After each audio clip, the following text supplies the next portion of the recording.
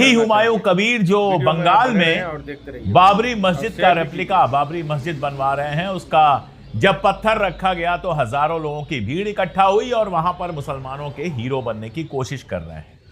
खुद को प्रधानमंत्री मोदी का फैन बताया है। जी, मुसलमानों के हित, मुसलमानों के लीडर बनने की बात करने वाले, बाबरी मस्जिद का मसला उठाने वाले, वैसे पहले भारतीय जनता पार्टी में रह चुके हैं हुमायूं कबीर, आपको पता ही होगा। टीएमसी छोड़ गए हैं, टीएमसी से उनको निकाल दिया गया है और भारतीय जनता पार्टी की मदद करने के लिए सारा काम कर रहे हैं, जितना कुछ कर सकते हैं उतना कर रहे हैं। भारतीय जनता पार्टी यही चाहती है कि जो उसके विरोधी वोट हैं, और जाहिर तौर पे ज्यादातर मुसलमान बीजेपी को वोट नहीं देते हैं, तो भारतीय जनता पार्टी चाहती है कि मुसलमानों का और सेकुलर लोगों का वोट जो है वो बढ़ जाए। और हुमायूं कबीर इसके लिए पूरी मेहनत कर रहे हैं, कह रहे हैं कि सारी 294 सीटों पर अपना उम्मीदवार उतारेंगे।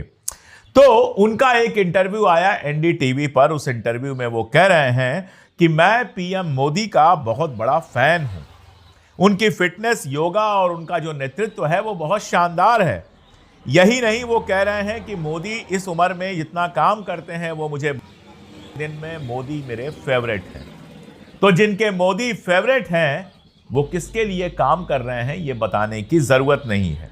उन्होंने खुद को रामदेव का भी फैन बताया, वही रामदेव जो मुसलमानों के खिलाफ जहर उगलने का कोई मौका नहीं छोड़ते, वही रामदेव जो अपना शरबत बेचने के लिए रूह अफ़ज़ा के पैसे को मदरसों में और जाने कहां कहां जाने की बात कर चुके हैं, वही रामदेव जो नरेंद्र मोदी की सरकार बनाने के लिए कहते थे कि सारी लिस्ट मेरे पास है, जितना स्विस बैंक में पैसा जमा है वो सब मेरे पास है और पैसा वापस आएगा फला ढिमका।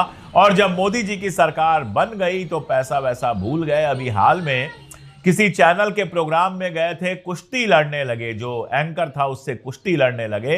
एंकर को बेचारे को स्क्रिप्ट ठीक से नहीं बताई गई थी, उसने रामदेव को पटक दिया और उसके बाद रामदेव कुछ एक्टिंग वैक्टिंग करके अपनी शर्म बचाने की कोशिश कर रहे थे। लेकिन ये तो क्लियर ही हो गया कि जितनी बार उन्हें जीतते हुए दिखाया जाता है बेसिकली स्क्रिप्ट होती है और एंकर को फॉलो करना होता है। इस बार एंकर ने थोड़ा गड़बड़ कर दी तो रामदेव जी का राज खुल गया। खैर, बात हो रही थी हुमायूं कबीर की। हुमायूं कबीर, मैंने कभी नहीं सुना है इतने दिनों में कि अयोध्या में बाबरी मस्जिद बनवाने को लेकर उन्होंने कभी बयान दिया हो या इस बात से कोई दर्द पैदा हो उनके मन के अंदर कि बाबरी मस्जिद को जमींदोज कर दिया गया, या फिर जिस समय राम जन्मभूमि मंदिर बन रहा था उन्होंने एक भी शब्द कुछ कहा हो। और आज उनको बाबरी मस्जिद बनवानी है, वो भी अयोध्या में नहीं, मुर्शिदाबाद। और ना केवल बाबरी मस्जिद बनवानी है, यह भी बताना है कि वो नरेंद्र मोदी के बहुत बड़े फैन हैं। ऐसे में कलकत्ता के जो मेयर हैं फरहाद हकीम, उन्होंने 6 दिसंबर को हुमायूं कबीर पे जो बयान दिया था वो बयान मुझे याद आ रहा है।